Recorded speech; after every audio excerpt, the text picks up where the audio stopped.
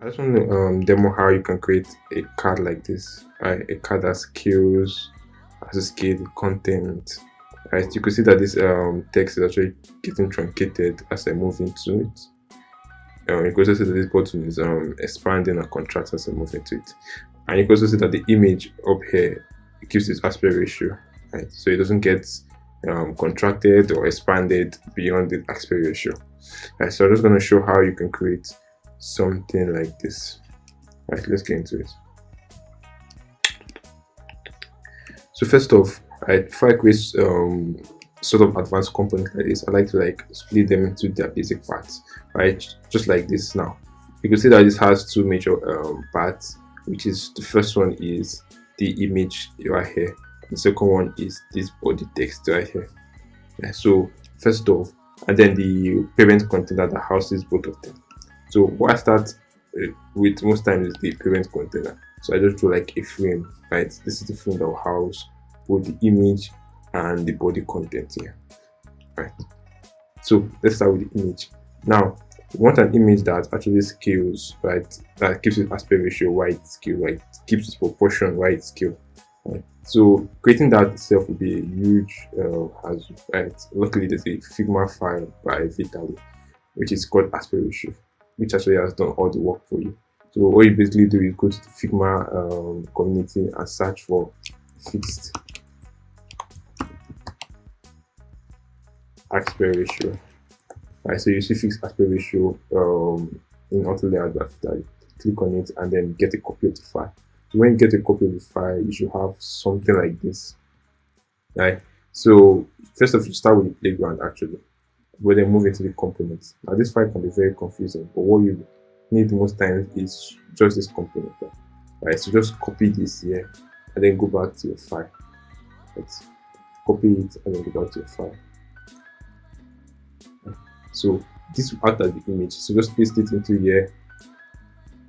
This will act as your the aspect, the image, that the component that keeps the aspect ratio of the image. And so if you expand this now, you can see that the aspect ratio for this is being kept. And so it's not squishing this in any way. Right. So something you could do now is this whole swapping with your AL component. You can actually click on each of them and actually delete them, and then go here. Select an image from your desktop, yeah, something like this. Yeah, so going back to the parent component which you just added here, let's just rename this to parent frame.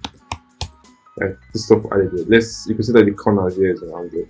Let's find our corners too. Let's just extend pixels. Make sure it's click content, and let's add an auto layout to it. Shift A will add an auto layout to it. Make sure it's the width is fixed. You can see the width for this is 289. Let's bring this 289. Make sure the width is fixed. 289.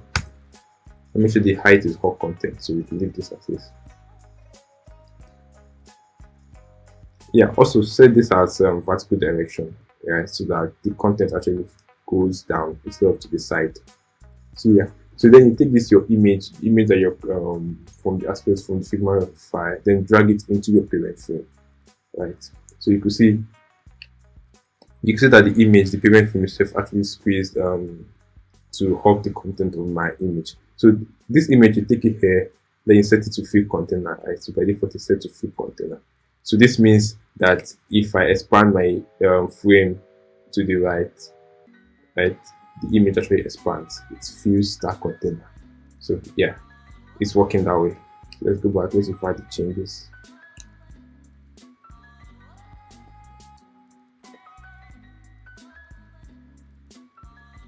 So yeah, let's create this other part, which is the body. What we do is draw another frame for it down here. Draw another frame for it. Add an auto layout, of course. Add an auto layout. So just leave everything as is now. Right, so first off, change the width to fixed width and leave the height as hot content. So let's take a text, any sort of text. We copy this text here and then basically write a text within it, and then come and paste the text, etc. Now you can see that the text actually it goes beyond the frame boundary. And to do that, you select your text and then go to it and click fill container. So what this does is it fills the container of the text. So when it reaches the boundary of your frame, it breaks into the next line. Right, so set the text to fill container just like it is here now. Now there's something else we could do. Right, we could see from here that this is actually truncating the second line, and that's the behavior of most cards, right? Most cards truncate their content at the second line. So what we could do here is we could still expand this, make sure this is two line, and then select your text, go into more option, and then click this whole icon here, which basically tells Figma to truncate the text at the second line. So this is the second line. I click on this, and then it leaves the same. Nothing happens at first, right? So to see the effect, take that frame and then try to squeeze the frame in. You can see that it's always back from there, right? You can see that it always stops at the second line. Right? So this is the effect we're trying to get, and it adds these three ellipses for you. So that's what we're trying to get. Okay, now so what it means now is this whole button. So let's strike within the button. So we drag our frame here. Let's fill it with this. Let's just I drop this color and then add text within the frame. Say read later. So let's drag it to the middle. Okay, so selecting the frame now, the main frame, we should add an auto layout to it. So Shift A to add an auto layout to it. And you can see that the edges here around it add corner radius to it. And then we could make this text a bit bolder.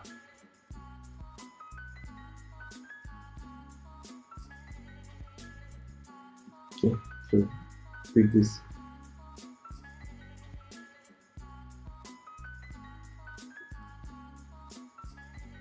Let's duplicate this and to create the second button. Now you see the second button does not have or have a fill of white around it.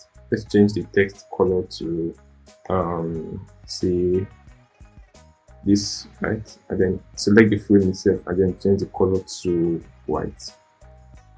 Yeah, let's send this to save as it is. Okay, so that's that. Now what we do now is select these two buttons and add an auto layout to it. Second thing we have to do now is select this read layer. Since we want this layer to actually expand as the card is expanding, while this one actually stays its width. What we could do here is select this one and set it to fill container. Right, so nothing happens at first. Now to test what just happened now, you try to expand it to the auto layout frame to the right or to the left. You can see that the button itself is expanding. Right, so you could see that this is wrong, right? You want this to stay in the middle. All you have to do there is select the auto layout frame itself, go to your layout and set this center alignment. So this is always aligned at the center. This one also you could do the same thing, set it to center alignment. So what this means is if I scale this height and front, you see that my read letter always scales with the width of my auto layout. Right, so I could also come here and reduce the spacing between. Because this spacing is too much here. I could reduce this on canvas by just clicking here and then set 8, which reduces the auto layout spacing for me.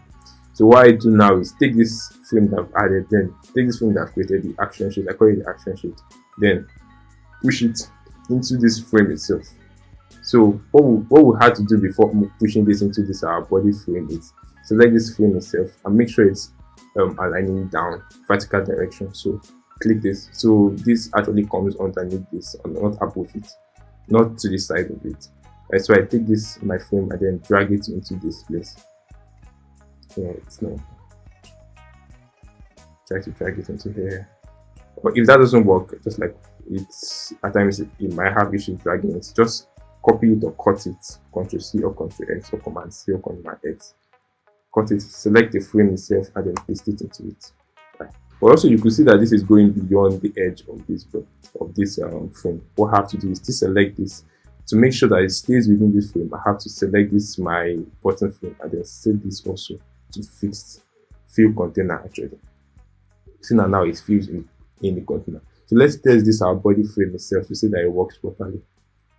So I drag this. You can see the text up here is scaling, and then the button down here is also. You see the text up here is truncating, and see the button down here is also scaling. Yeah, so that works.